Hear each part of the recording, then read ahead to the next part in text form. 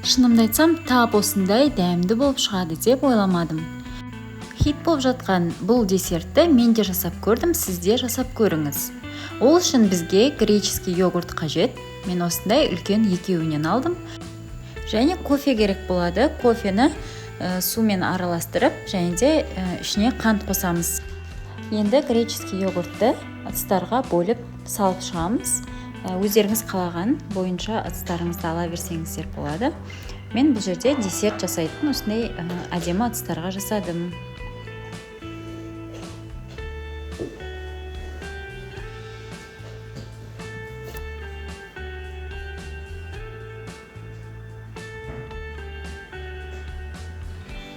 Енді осы греческий йогурттың үстіне кофені құйып, жақсылап араластырып аламыз.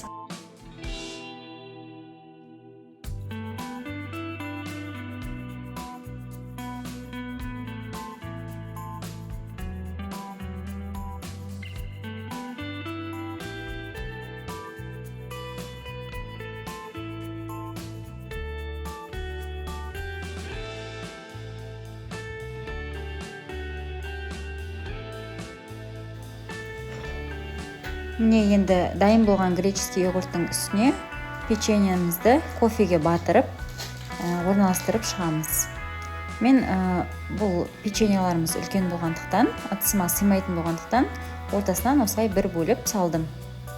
Сіздердің ыдыстарыңызға сыятын болса, сол үлкен күйінде сала берсеңіздер болады. Міне осылай орналастырып шығамыз.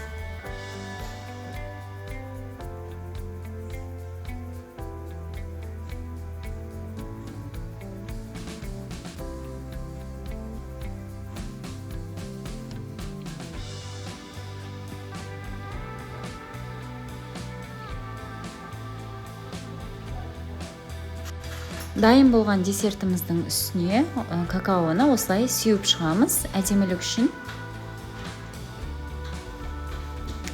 Міне біздің японский чизкейгіміз хит болып жатқан дайын болды.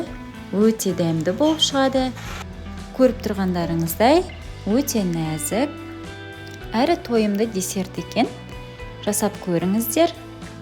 Парақшам пайдалы, тіркеліп комментарий қалдыруды ұмытпаңыз.